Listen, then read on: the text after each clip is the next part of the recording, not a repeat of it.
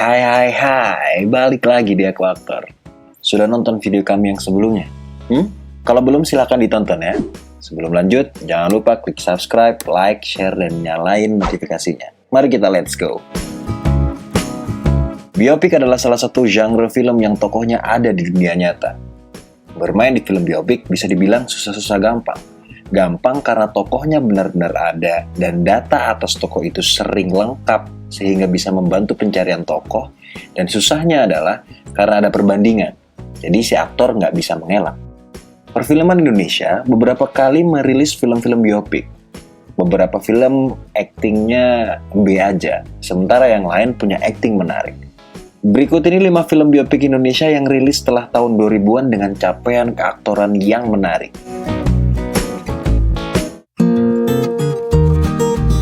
Dia adalah salah satu film biopik dengan akting yang memukau. Jika melihat permainan Nicholas Saputra, maka salah satu hasil ciptaan yang mencuri perhatian banget adalah bagaimana dia berhasil menciptakan cara berjalan.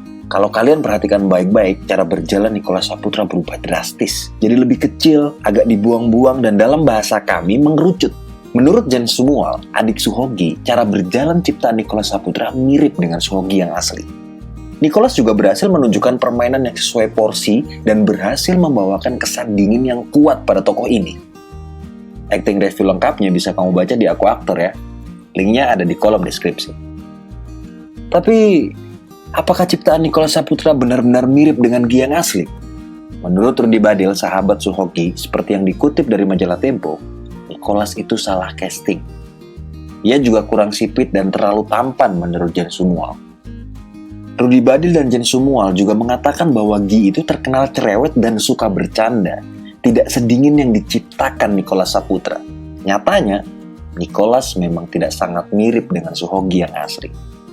Jika kita memegang prinsip bahwa memainkan tokoh biopik harus semirip mungkin dengan tokoh aslinya, maka Nicholas bisa kita bilang tidak sangat berhasil. Tapi kalau permainan akting kita lihat dari sudut pandang sejauh mana jarak ciptaan si aktor dengan diri si aktor sendiri, maka Nicholas Saputra sangat berhasil.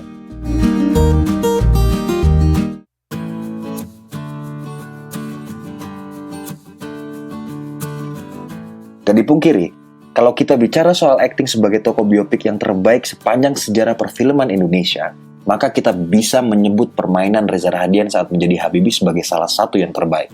Kami sepakat, Reza Rahadian berhasil mengubah cara bicara, bentuk leher, cara berjalan, cara memainkan mata, warna suara, aksen, dan bahkan secara spesifik pada pengucapan huruf-huruf konsonan tertentu. Ciptaan Reza Rahadian bisa dibilang detail dan sekaligus mendekati ke bentuk almarhum Eyang Habibie yang asli. Kalau kami analogikan, Reza ada di posisi 0, Habibie yang asli ada di posisi 10, lalu Habibie ciptaan Reza Rahadian ini ada di posisi 9. Dekat sekali dengan Habibie. Selain soal kemiripan fisik, permainan emosi Reza juga menarik. Ia bermain intens di banyak adegan dan mendengarkan kawan mainnya dengan sangat baik. Chemistry yang dibangun Reza dengan kawan mainnya juga solid. Hasilnya, piala citra dalam genggaman. Menurut kami, ciptaan Reza adalah standar baru dalam penciptaan tokoh biopik. Ada banyak aspek yang harus ditirukan dan tidak sekedar menginterpretasi saja.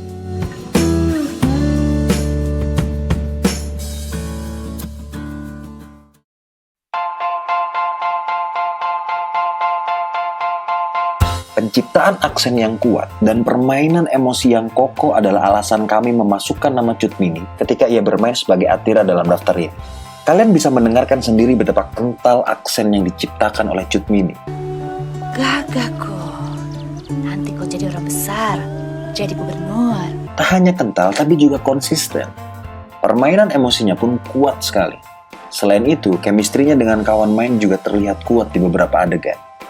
Dengan capaian macam itu, jelas saja ia menjadi aktris terbaik FFI tahun 2016 lalu. Tapi pertanyaannya, apakah mirip dengan yang asli? Tentu tidak. Jauh bahkan. Lalu apakah suaranya mirip dengan Atira Kala? Tidak ada footage suara Atira Kala yang bisa kami temukan. Tapi sejauh yang kami tahu, warna suara Cut Mini di Atira dengan saat ia menjadi Bu Muslimah di Laskar Pelangi sama. Tugas kita memanglah berat. Murid kita pun cuma sikit. Gagah kok. Nanti kau jadi orang besar, jadi gubernur. Jadi, alasan kami menjadikan yang terbaik dan masuk daftar ini adalah karena permainan emosi yang kuat dan penciptaan aksen yang kokoh. Als jullie steeds iedereen naar jullie vijf naar te dansen. Ik wil het je horen, ja. Alsof dit nou jij niet lezen. Wage merupakan sebuah film biopik yang bercerita tentang Wage Rudolf Supratman. Di film ini, Wage diperankan oleh Rendra Bagus Pamungkas. Jika kalian perhatikan baik-baik, bentuk wajah Rendra mirip dengan Wage. Bentuk kacamatanya pun begitu. Cukup jarang sebuah film berhasil menemukan aktor yang memiliki wajah mirip dengan tokoh aslinya. Modal itu sepertinya digunakan dengan baik oleh Rendra.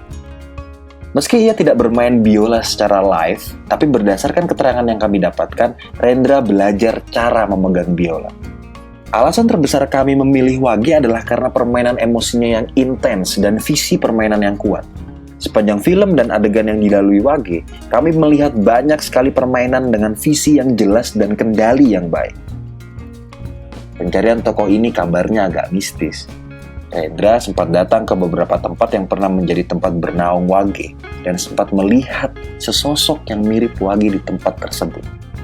Selengkapnya bisa kalian dengarkan di podcast Bincang Aktor yang sudah kita rilis di YouTube.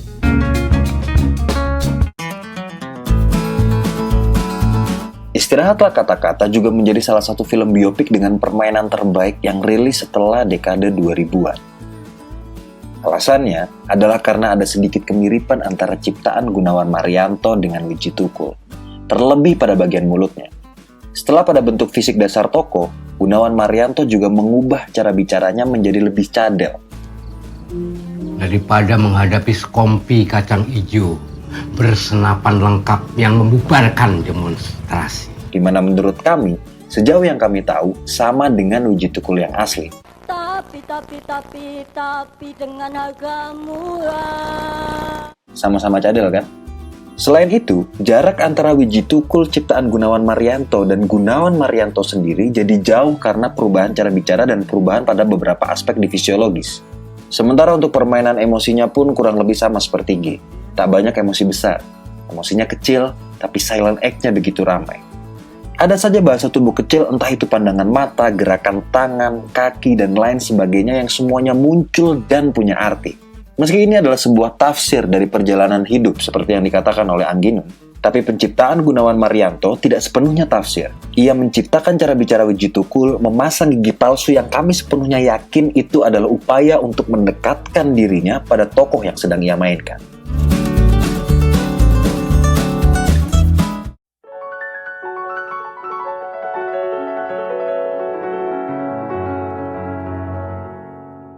Itu tadi 5 film biopik Indonesia dengan akting yang memukau, yang rilis di tahun 2000-an ke atas.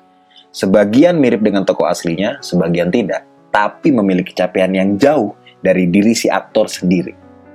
Itulah yang jadi pertimbangan kami. Nah, selain 5 film tersebut, ada nggak film lain yang menurut kalian jadi film biopik dengan akting yang memukau? Coba tulis di kolom komentar. Sekian video kali ini, terima kasih karena sudah menonton. Silakan tulis di kolom komentar kalian mau kita bikin video apa lagi. Terima kasih, sampai jumpa di video berikutnya. Viva Aktor!